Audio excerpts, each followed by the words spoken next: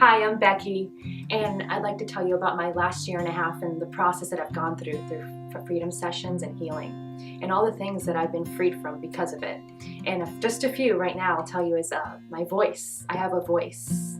And legalism. I was free from legalism and religious spirits. And I was freed from the Jezebel spirit that I truly felt was controlling me, and therefore I controlled others. I was freed from not having a voice and not being seen, an orphan spirit. I was freed from a spirit of death, believe it or not. I was freed from works and performance, having to always play the part just to be accepted. And I was freed from manipulating others. I was freed from migraines, just headaches, from always having to figure stuff out, logic and reasoning.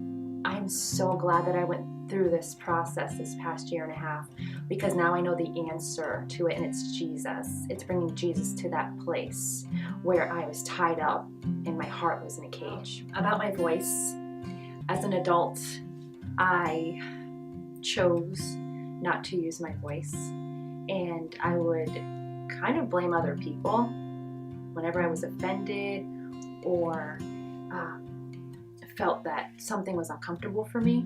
I would use it I would stop speaking and hide, so that them seeing the real me and hearing my voice was not scary for me. So I remember being in a Bible study, and there was a video about snakes in the grass. And this brought back a memory, just sitting there, a vision of being in a worship service with my hands up, and I was just praising God, and someone tapped me in the shoulder, and I look over, and it's a bodyguard for the man holding the conference, and he tells me to calm down. And I think, oh my gosh, he can't be telling me to calm, he can't be talking to me. At that moment, I literally shut down. I thought, oh my gosh, people are looking at me. This is embarrassing. How can I make this better? How can this, I just hid. I just crawled into myself, literally. After the freedom session and going through the healing, I understood what the lies were that I believed. I believed that I was not what worship looked like. That was not it. That it's supposed to look a certain way. And that's not what I was displaying.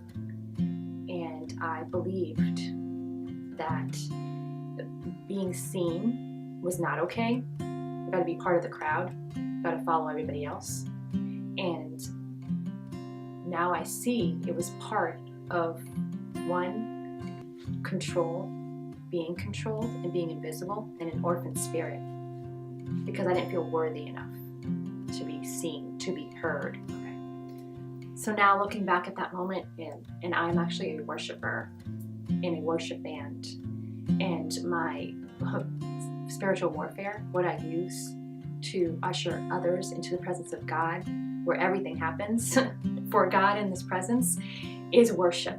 And what the enemy did was have me believe that that's not what I was meant to do, that I'm supposed to be quiet and not raise my hands and not praise God, which I didn't do for, I want to say, almost 15 years of my life. After that moment, I didn't raise my hands. I didn't clap. I didn't even raise my voice. That way I can stay in tune with everybody else around me so nobody else noticed me. And now I'm not like that anymore. Now I'm just free to worship. And it doesn't matter what it looks like, because my worship is unique to Jesus. And that matters because everyone's worship matters to him. And now I can look back at times in my life as a child where I was performing. I was trying to be good. I was trying to do the things that others said I should do and how I should be. And never once did I notice that the Holy Spirit, that I didn't hear the Holy Spirit, that I didn't allow myself to hear the Holy Spirit. Because the sound of maybe my parents, the sound of whoever authority, whoever it was, spoke over that so loudly to me that I wasn't able to freely hear what the Holy Spirit had to say until the freedom session, until the healing, when I loudly heard the Holy Spirit say, I do speak to you. And my heart burst open out of that cage. And I was able to, all these emotions that were stuffed down and I never had before came flooding up, emotions that I kept away, that was not safe for me to feel or hear before. I had emotions for the first time in my life.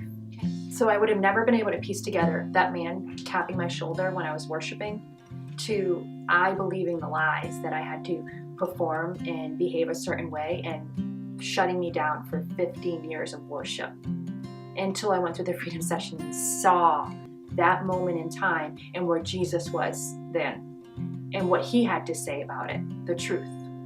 After Jesus came to that place and freed me,